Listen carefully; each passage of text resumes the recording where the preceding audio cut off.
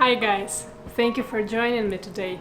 I think it's time we talk about small Canadian towns that actually represent the real Canadian life experience, in my opinion.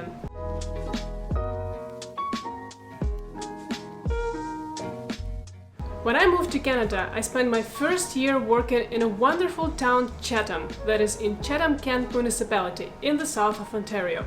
And I will share with you the things I wish I knew before moving there.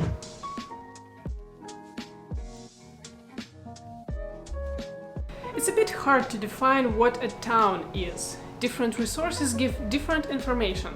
Some say a town is any urban locality with a population less than 2,500 people, while Wikipedia tends to say that an urban place of fewer than 100,000 people is a town. The truth is probably somewhere in between. Anyways, Chatham population is at around 30,000 people, and it's not as small as other towns, but definitely not comparable to cities like Toronto, Vancouver, Montreal or Calgary. The nearest big cities to Chatham are London and Windsor. Many of my colleagues at work actually prefer to live there and commute to Chatham office every day before the pandemic. But why is that? Why do small towns don't grow as well as big cities, even though immigration accounts for 80% of all population growth in Canada? And by now, every fourth employee in Canada is an immigrant. So why do people prefer to stay in big and expensive cities instead of going to smaller cities? And no, it's not all just about job opportunities. So let me tell you about 8 things you should know before moving to a small Canadian town, based on my experience. And once I'm done, I would want to know whether you've changed your mind about small cities and whether you might prefer a small town to a big city after all. Let's go! Let's get this obvious point out of the way. Some young people will find it boring, since there is no nightlife in towns. Entertainment options are definitely limited. Usually there are 1 or 2 shopping plazas where you can find stores like Canadian Tire or Tim Hortons, LCBO and a grocery shop, and a couple of clothing stores. That's where I would usually see people when I lived in Chatham. Otherwise, streets seem empty, and you will know why in just a few minutes. In addition to this, there are not many festivals in the summer, and pretty much nothing is happening in winter. Everything in downtown is usually closed after 6 p.m. It's not easy to learn about events. All information about events is spread through word of mouth. So I stopped trying to find anything online after just a few weeks in Chatham. Small towns have no online blogs or websites to promote community events. It's just not worth it. If it's a big event, you will see ads or billboards along the main streets. If it's something small, you will learn about it from someone in your community. It is important to note that if you have your community and friends there, you will definitely find things to do.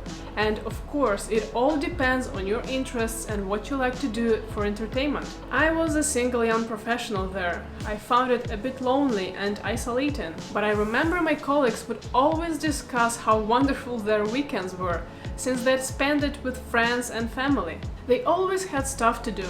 Moreover, if you like nature, then life in a small town would certainly be for you. You don't need to escape noise and bustling polluted city to have some quiet time every weekend. And you know what? Your backyard can actually be your camping spot, and you can finally have your own party room, because your home will be big enough, unlike those shoe boxes in Toronto, for example. Small towns are typically just a short drive away from nature, and you can forget about heavy traffic and enjoy beautiful Canadian nature within 30 minutes or less every day after work. Speaking of communities, towns have strong community ties, unlike cities where newcomers might feel isolated even though they're surrounded by crowds. Be prepared that if you're new to the town, you will be in the center of people's attention for some time. But don't be offended or anything. People live a very quiet and stable life there, and anything new is exciting and is heavily discussed in the community. So once you move to a town, within just a couple of weeks people will know where you're from, where you live, and they will make sure to inquire whether you need any help. And since some things cannot be easily found in small towns, people there are generally self-reliant and very helpful. Locals will always offer you help, whether you need to fix something or borrow something. In my case, I moved to Chatham in the beginning of March, and I didn't have any spring or summer clothes with me. And I mentioned it once during one of the small talks with my colleagues at work. And you know what? Next thing I know, my colleagues brought me various t-shirts, hoodies, and most of them still with tags from the store, and they just told me, pick anything you want. That was so heartwarming, I almost cried. And one of my colleagues also knew that I didn't have a car yet, so he just gave me his bicycle, so I could commute to work and explore the town and surroundings during warm spring and summer evenings. That's the level of community support you get in small towns, and I am forever grateful. And I doubt you will get that in larger cities. Towns usually have limited restaurant options and no diversity in cuisines. You should expect to have 2 or 3 nice restaurants in downtown area, and the rest would be fast food chains like Subway, KFC, McDonald's, Tim Hortons of course, and the restaurants would most likely offer Italian, Chinese or American cuisine. On the flip side, local restaurants are often cozy and family-owned restaurants, which create special ambience and they prepare very tasty food, which only enhances your customer experience. And since there are less people in small towns, you won't have to wait in line to get in. In my case, lack of dining out inspired me to learn how to cook and save money, and of course stay healthier. Since there are less people living in towns, there is less cultural diversity, which can result in you feeling lonely, especially if you crave finding friends and talking to people who speak your native language or other immigrants alike. I noticed such lack of diversity at work too, since I was primarily surrounded by Canadians at office. Additionally, if you're a newcomer to Canada and you're looking for newcomer services, you might have to travel to a bigger city. In my case, I wanted to enroll into French language courses for newcomers, and I couldn't find anything in Chatham. Maybe now things are different, but unfortunately I've noticed that changes happen very slowly in towns. It seems like senior levels of government care very little about small towns and often make policy decisions that provide no benefit to small towns, because they only care about votes in highly populated urban areas. And here is another reason why towns lack culture and diversity. Very few international students choose to study in small towns. Most prefer bigger cities with more renowned and popular universities, of course. Even Canadians who grow up in small towns often move to bigger cities later in life to pursue high education. Some towns do have colleges, but the selection of programs taught is limited. I've noticed it's more popular to teach skilled trades in town colleges, since most people from small towns choose to work in skilled trades. That's actually a cool thing. There is always someone in the neighborhood who knows how to do and fix stuff, and they're always willing to help you. That being said, if you have kids and you choose to raise them in a small town due to safety and cost of living, they will likely move out after high school for university or college, unless you're a farmer or a business owner and you plan to pass your business on to your kids. You will definitely need a car, otherwise you will lack freedom of moving around and exploring. Public transportation in towns either sucks or doesn't exist, and sometimes there are no sidewalks or bike lanes, so walking or riding a bike is not always an option. I'm personally scared of riding a bike next to a highway without a bike lane. That's why you won't see people on streets. Everyone is driving a car, and another reason why you'd need a car is because you will have to drive to the nearest big city anyways. Usually people do that every week or two. On the flip side, if you've ever driven across a big city like Toronto, you will feel blessed getting from one side of town to another in just 15 minutes, and parking is always easy to find. This might be very important to some people, and so get prepared. Hospitals in towns are not as well equipped as in bigger cities, so you will need to go to a bigger city for some specific types of treatment.